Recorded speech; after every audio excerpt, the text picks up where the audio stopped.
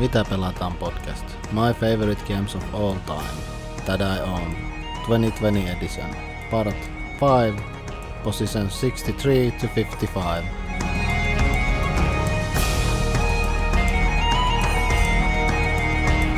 Hello and welcome to the list. Now we are almost halfway through the list, the parts, and after this list we will be 1/3 through the games, considering top 81 games. The first 9 were dropouts anyway, and this is in reality 81 favorite games of mine that I own. In today's list there are 6 new games to me, and I don't think any of them were published after I made the list last time. One might have been published in the autumn of 2018. It was published in 2018 anyway. And 3 games from the previous list, and last time it was a light list. This time it's not that light. There are some quite heavy games and some medium weight games, and there's only one gateway game today, and that will probably be how it goes from here onwards. There's not that many gateway games at this point of my gaming hobby, as it's been over 10 years. I'm more into heavy and medium heavy games, but of course all games are good if they are good. That's the idea. But anyway, let's go on with the list.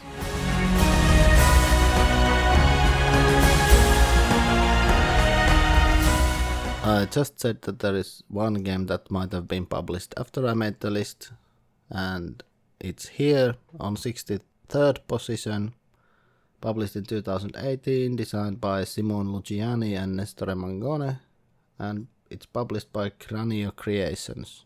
And this is a game with the apple in the cover of the box, and apple relates to Mr. Newton, so the game is Newton. This is a very interesting style of Euro game. It's been a while since I played it.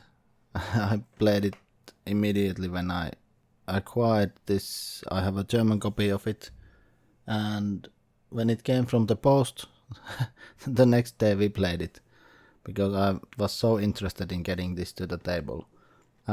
You play cards, and then you do the actions in the game. You can advance your assistants or workers or whatever they are on this science tree track, and then you gain benefits. You can move your guy on the map. Here it's a map of Europe, Southern Europe and Central Europe. You can move the guy there to different cities and gain benefits from there. Then you fill your library with books, and the books give you benefits when you cover the things from the board. That's about it. There are lots of things in the game intertwined quite well to each other, but like I said, I've played it quite a while ago. Immediately when it was published, it was 2018, end of the year, when I last played it, so I don't remember that much. I just remember that it was a good game, and I really want to play this 2-player. I played it 4-player, I think. Yes, it was 4-player, and it flowed quite well, and it was quite nice game. Board Game Geek says that its weight is 3.43. I don't think it's necessarily that high, because when you go to 4, it's quite heavy.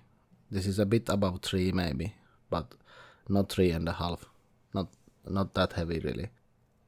This game is mostly on the list at the moment, because like I said maybe earlier, at least once, that I really want to play this again, and I want to try this 2-player, because if this is a good 2-player game, and if it goes quickly, then I'm sure that this will get to the table with the wife, as she is into this style of games, and theme is also interesting to her, although there is not that much theme, but there is this books, and usually everything with books is good to her.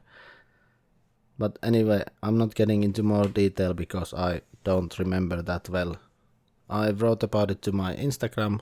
You can check it from there. It's maybe 300 posts ago or somewhere.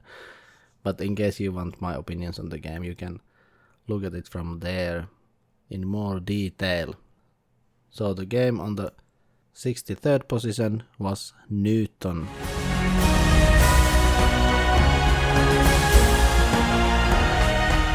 On the 62nd position in this list is a game that I got from my first math trade, and I thought that I would get the Capstone Games version, but I got the first edition, which had this limited print run and was signed by the publishers, not the publishers, but the designers, by RAS Games. This is from 2013, designed by Rolf Sagel and Andres Spill, and it's Wildcatters. Wildcatters has one of the most beautiful maps, in my opinion, that I've seen. It's very elegant, and the theme is also interesting to me, that you're trying to have the most oil and get the most money, and selling and digging oil. Do you dig oil? What do you do for oil? Finding oil and refining the oil. You pump it, maybe you don't dig it, it's difficult to dig. But anyway, refining the oil and selling it to certain places, and there is this share mechanism that is a bit annoying at times. I've only played this 3-player, but I really want to play it with 4 players. It's probably the best, because there's no dummies then on the board, unless some of the players is one. But this reminds me a bit of Indonesia for some reason, because of this region cards and this shipping system. But it's really tight game, and you want to build with the other people these oil fields, and then you don't want to build with the other people these oil fields, and you're trying to force the other player to pay so many shares that they can't afford it, and they have to lose their money, and it's a very tight game. It's somehow between Container. I don't know why would it be Container, but it gives the feeling of Container and Indonesia to me, and I really like this game. Well, Container has tankers or these container boats, but that's not the point. It's the similar feeling you get in the game, because you are playing the players more than you're playing the map in a way. Same with Indonesia. This is maybe a bit overlooked game that people should talk more. I mean, in Board Game Geek it only has 970 ratings, which is absurd. Thousands of people should play this. But I think it stands at 4 people. I've only played it 3 people. I want to play it 4 people. And in a way, I was disappointed I didn't get the Capstone Games version in the math trade, but I'm quite happy that I have the limited print run edition, because why not? It's something that everyone doesn't have. And really, this game should get more buzz. It's good, and I really suggest that you try. If you're into this kind of economic games at all, you should try it. And it's a bit different. It's also heavier than it looks, because you really need to think through and think well what to do. On the 62nd position, Wildcatters.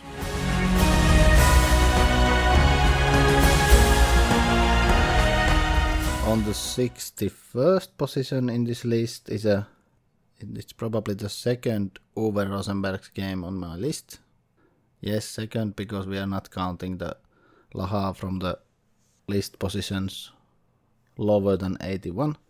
And this is a game from 2014 that is ridiculously expensive in English, and I don't know why you would buy it in English with the prices they are here currently. But last year when I went to UK Games Expo, I saw a copy of this for a very good price at Gameslore booth, and I immediately bought it. This is Fields of All, and this is published by Zeman Games, the English version that is, and it's a 2-player game. unless you get the expansion. I just recently got the expansion, but I don't think I'll play it with 3 players until our daughter is old enough. Means that she needs to be able to strategize well enough in this game. But at least the wife now has blue blue player color tokens and markers and what is there in the game. This is a game, if you think that A Feast for Odin has lots of options, well, this has more options, and all of the options are very critical. This is a really tight game. I mean, if you make a mistake, you know that you made a mistake. If you do a good turn, or if you make your resources so that they are not wasted and you have exact amounts of resources for things you want to do, you feel that you really accomplished something. You made a great turn. And when your opponent takes the location you want to go to, you really feel that slight annoyance for it, so to say. And when you do that to your opponent, you also feel that you've accomplished something, or not, maybe not accomplished, but that you have done something that will make you get a better position in the game. I've only played this one time, but even that one time was enough to bring the game here. And moreover, I lost the first game with half a point, because you get half points at the end of the game from the wares and such that you have left. So you get points at the end of the game for almost everything that you have. So whatever you do during the game is not for nothing. You can just produce goods and you get points from them at the end. You can create a road and you get points from that. You can build your farm and you get points. Whatever you do, there is no wasted actions, so to say. Everything gives you something, and that is a really good thing in this kind of a game, and I really like it. On the 61st position in this list, Fields of Arle.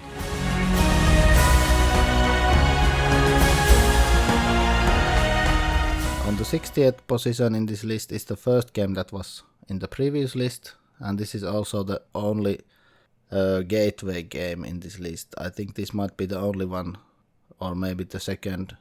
Yeah, there's probably 2 games that are under 3 in Board Game Geek weight scale.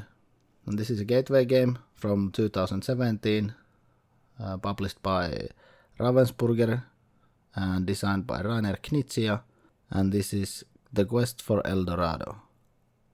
And this is a great racing game in my opinion.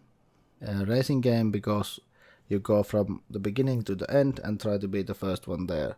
But this also has this deck building well done in my opinion, because you get to choose how you build your deck and everything is not available at once. And this is a good thing in my opinion, because just certain cards are available when a stack ends, and when the next person, or if you buy, when the next person to buy a card, when there's an empty place for a stack, they choose what stack goes there. So only one stack of cards come to play when the previous cards end. So it's basically, it regulates a bit that if someone gets a crazy amount of money in a turn, they can't buy the best card immediately. They have to buy the, in a way, beginning cards first, and then they can get into the better cards. And this is one of the best gateway games. Like I said in the previous list for Gizmos and Reef, this is one of the best as well. If I would make a gateway game list to people who have not played that much games, this would definitely be there, and it would be high because it does deck building in a great way and it also does racing in a great way. And it should have maybe won Spiel des Jahres. It was nominated, but yeah, but it didn't win it. Maybe it should have. The Quest for El Dorado was on the 60th position in the list.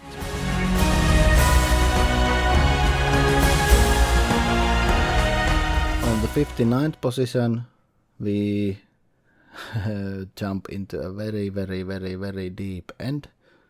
And this is a game designed by Stefan Risthaus and published by Spielworks originally, but the version I have is from Capstone Games.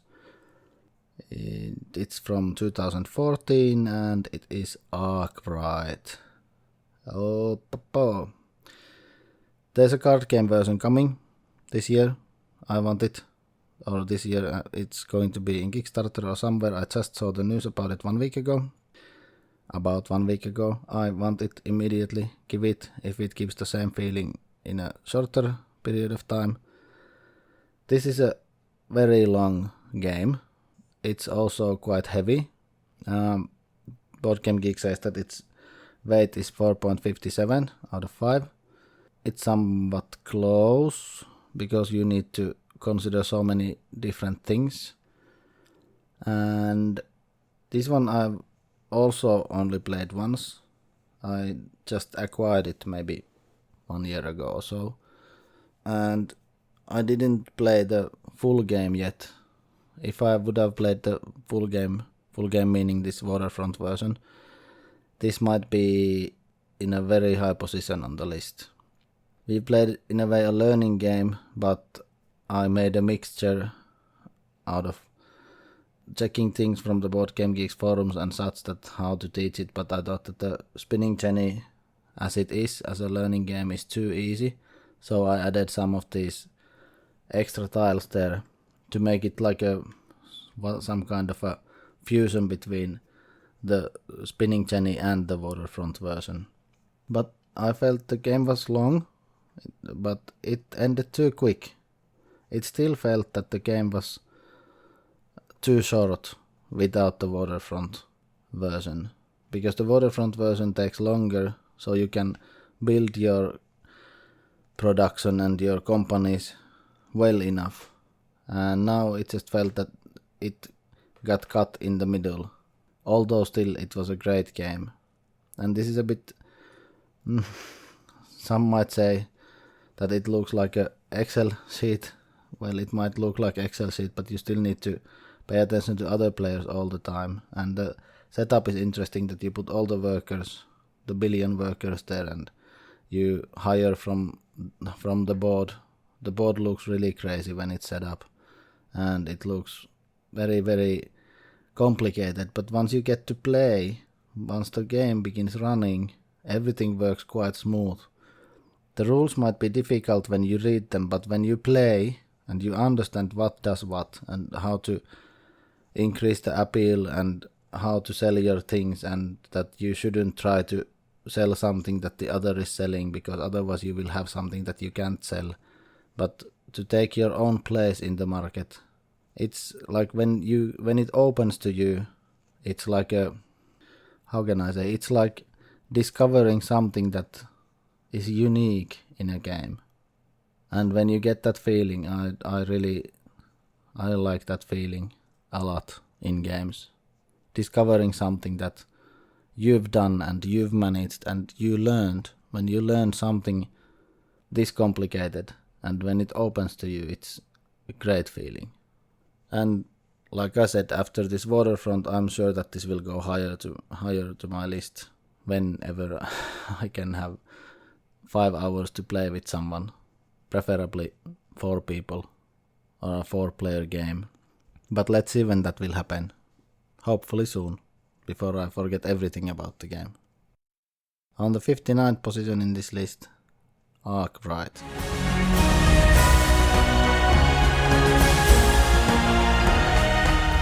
On the 58th position in this list is the second game of this part of the list that was earlier on the list.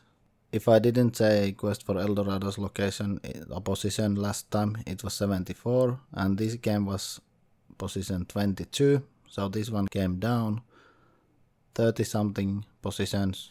The only reason for that is that I haven't played this for a long time again. Not long time, but for a while. Long enough time to forget half of the game. This is published in 2015 and by What's Your Game. Designers are Nuno Bizarro Sentiero and Paulo Soledad. and I tend to like their games. This is not the last one on the list. And this is Nippon.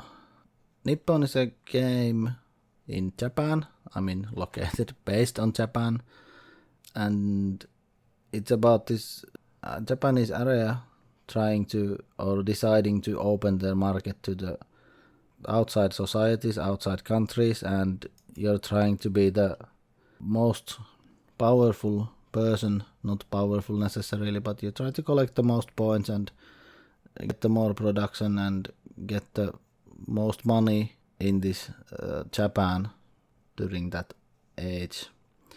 You do that by you add rails, trains there and boats, and you add industry and factories and such, but there is this very interesting mechanism here that you add workers to your board and you have to choose the moment when you empty your board, so when you put the workers back, and that gives really difficult choices at some points, that when will you do it, because when you do it you have to pay salary, and depending on when you do it, it can be devastating or it can be a good timing. It a bit depends on how you've planned, and you pay the salary according to how many different colors you have, so you should try to choose similar colors to avoid paying the salary that much, so you have more money to work with during your next turn.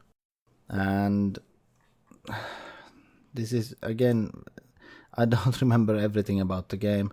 I've tried to play it now in Board Game Arena, but I don't seem to get any friend of mine to play it because none of the people I've played it with use Board Game Arena, so they would have to learn the game, and it seems that they are not interested in doing that at the moment. So please let me know if you want to play Nippon. I want to play it again, and it's possible to do it in Board Game Arena, and it seems that the games work well in Board Game Arena, especially this kind of games that where your turn might take long or might not take long. It depends a bit. But I think this returning the workers idea and paying the bill at that moment is a great one, and I haven't seen it used enough in games, and it should be used more in my opinion. But on the 58th position in this list, Nippon.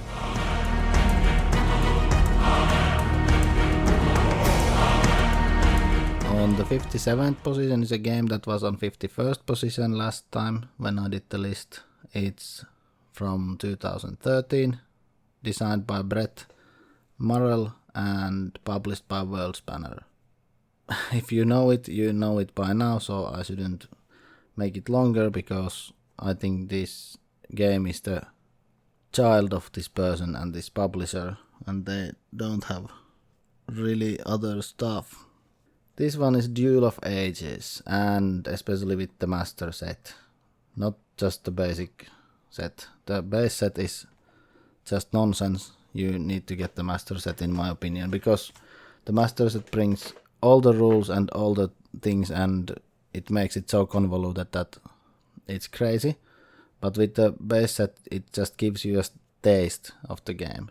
When I played with just the base set, it was like, well, it's good and good. Maybe it's good.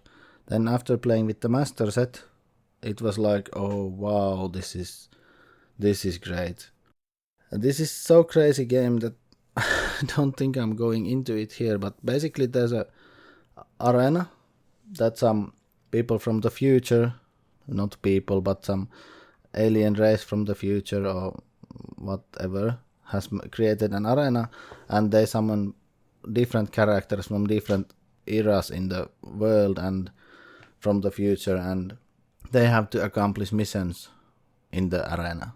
Basically, there's a map with small locations, and all your characters are these small circular cardboard tokens, and they move there, and all of the characters have their own card where there's different statistics they have and different skills and different everything, and it's played in teams. It's always black versus white. There's 2 teams, and you can play this up to with the master set, especially, you can play it up to maybe 64 players, but I would never suggest that you you do that. That's just crazy business. You should not do that. I repeat, you shouldn't do that. But there are the scenarios in the rule book or the scenario book. I now don't remember that, is it in the same, but anyway, there are scenarios for up to 32 people at least, but they last a full day. I think this is a 2-player game, maximum 4, but basically you can play with as many players as you want. Just if it's like 16-player game, and then there should be minimum 8 versus 8 team, and if it's 8 versus 8, everyone has one character. And if you get a crappy character, then you're stuck with the crappy character, and that's that. What is best in this game, and best, but what is the very interesting thing in this game that makes me like it is that you decide when the game ends. When beginning to play, you can agree with the other players that we will play 5 rounds and then it ends. Whoever has the most points at the end will win the game. Or we play 2 hours and after 2 hours it ends. I think the choosing the round amount is number of rounds is better, because then you get the exact amount of turns. Or you can do so that if you have 3 hours of time, you can say that we play 2 hours and finish the round that is in the middle. Finish the round that is going on when the 2 hours ends. You shouldn't do it so that 2 hours, because that might, if someone is too interested in winning, you shouldn't play this if you just want to win and are too competitive. But in any case, if someone is too interested in winning and competitive, they might waste time on purpose so that the 2 hours end. So you shouldn't allow that to happen. You should say that we end when everyone has exact same amount of turns.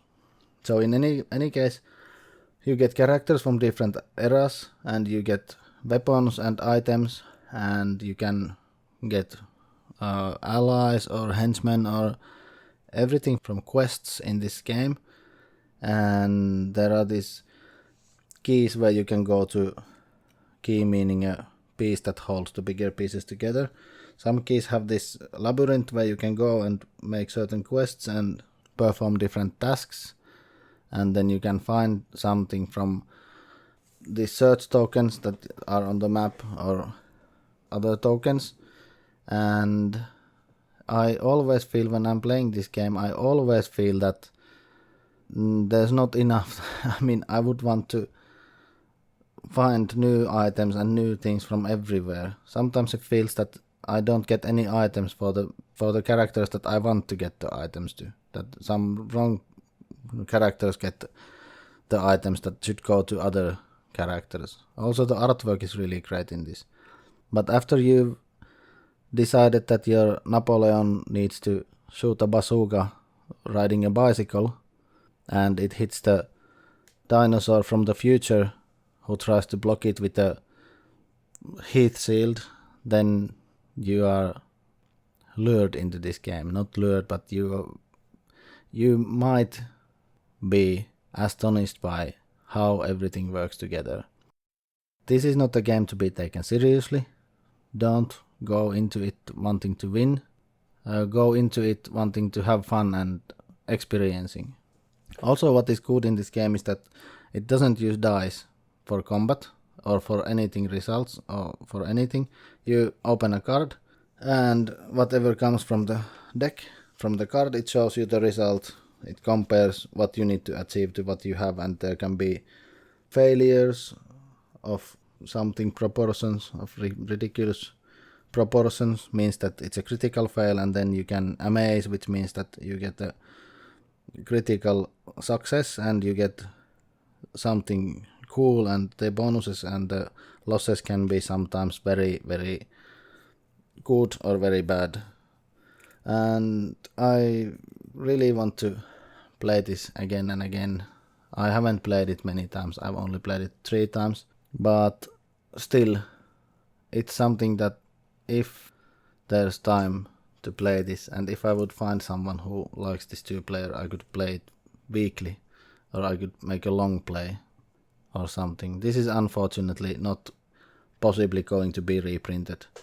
If they made this now and they added miniatures into the game, they could charge thousands of euros in Kickstarter, because this has ridiculous amount of stuff in it. It has, I dare to say, there's more stuff in this than in Gloomhaven, and that's a lot. But the stuff is different. I really want to play this more. This is not your standard game. This is a piece of art that should be experienced once, I think, because there's no other game like this. And I don't think there's anyone crazy enough to create something like this again in the future. So anyway, on the 57th position, Duel of Ages 2, especially with the master set, not just the base game.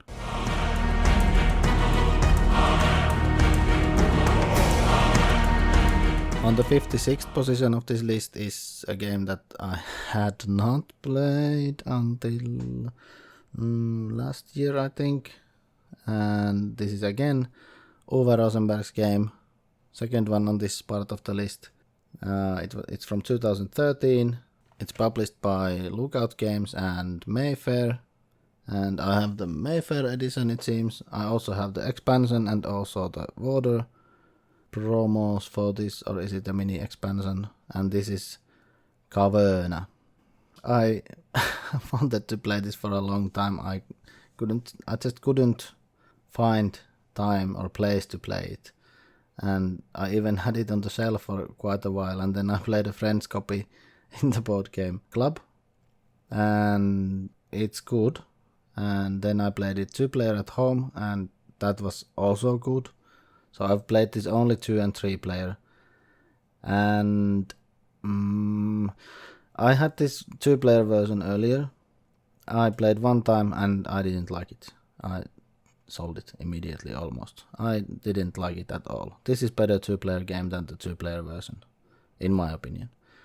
Here you can build your farm or your mine or your cave. You can build stuff into your cave or clear the forest and build a farm there. You can collect animals, you can build buildings, you can go on a quest, you can collect gems, you can collect things, you can do almost anything that the game lets you do. If compared to Agricola, this is more loose, and in a way I like the tightness of Agricola, and I also like the freedom of this. I'm not sure if Agricola will be on this list higher or not, but if it is, then it will be because of the tightness. If it's not, then it means that I like this looseness more. I really like the game.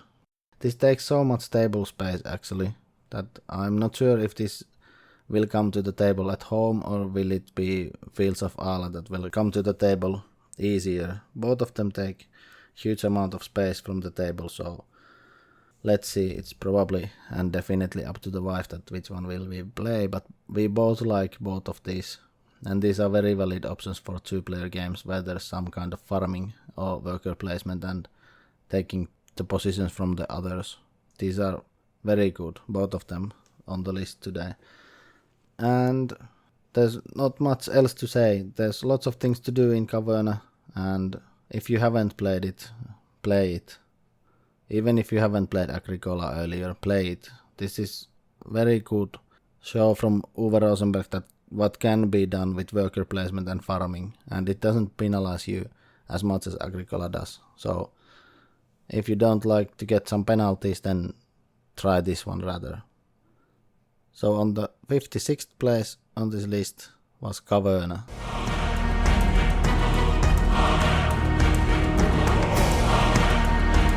On the 55th position in this list and the last game today is a game that really surprised me.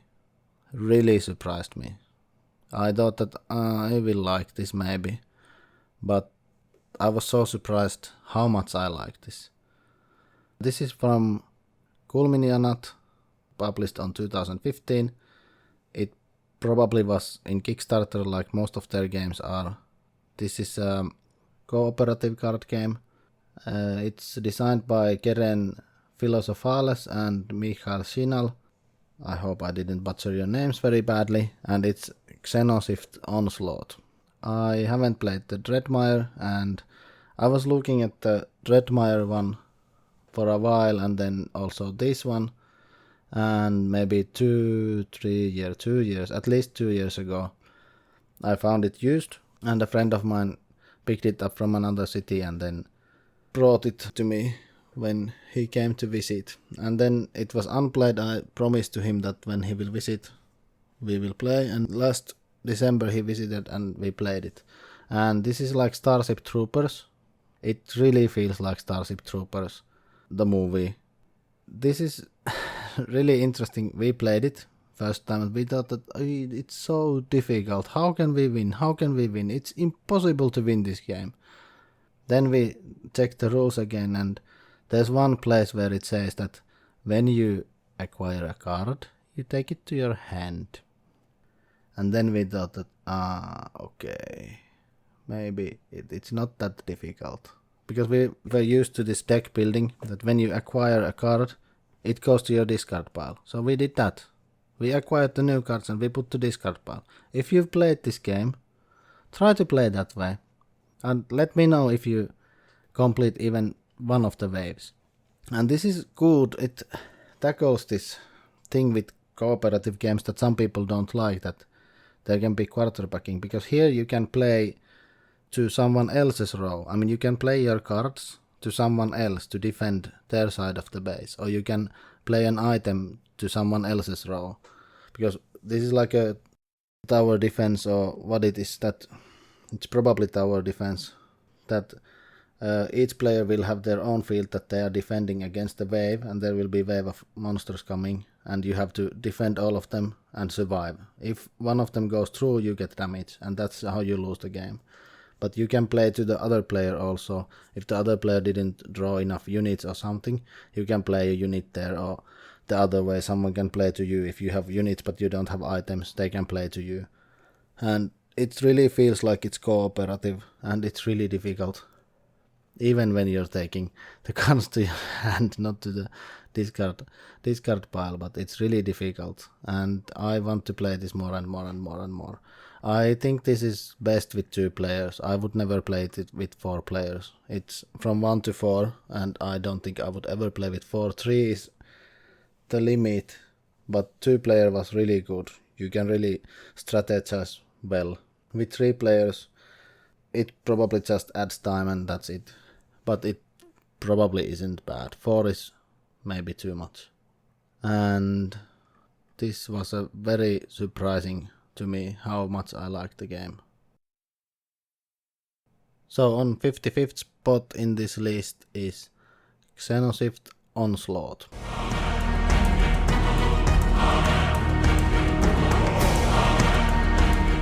So that was the list this time.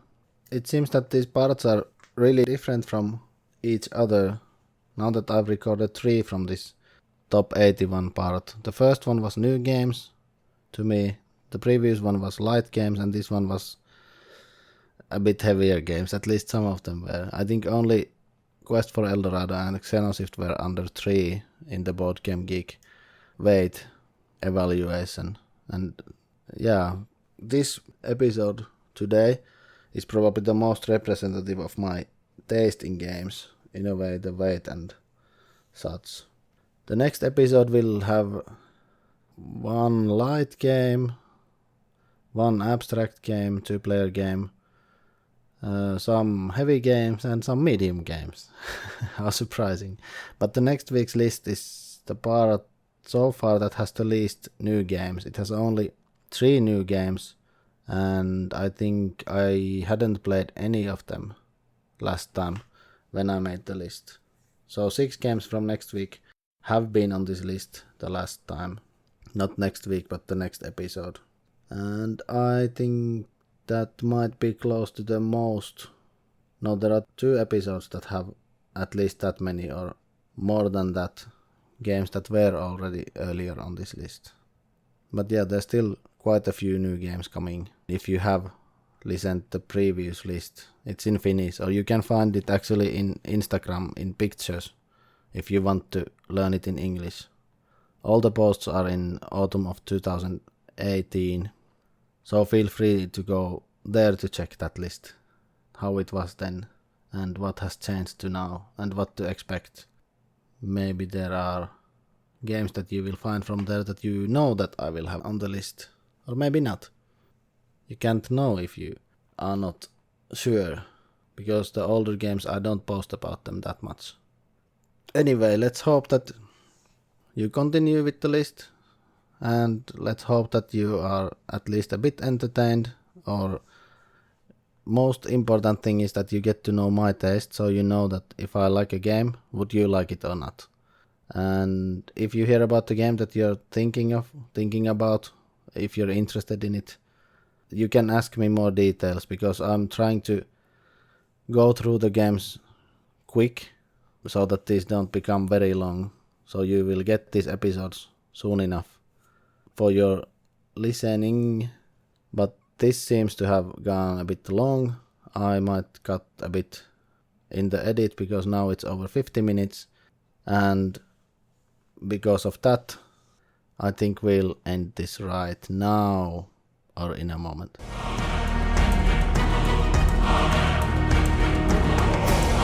You can find this podcast at SoundCloud and also in iTunes, Spotify, wherever you find your podcasts by searching Mitä Pelataan. Subscribe to the podcast with the podcast catcher or app that you're using, so I see how many people are subscribing. They don't match the listening numbers at all. Leave a review if you think that you should leave a review, but be honest in it. You can also find me in Instagram and Twitter with username Mitä Pelataan. There's also a page in Facebook, Mitä Pelata. Send me email to mitapelataan@gmail.com and comment, interact, give opinions. Why am I wrong? Why am I right about games? Just some interaction. And as always, thank you for listening. Bye bye. Thanks for the music goes to Grimwater.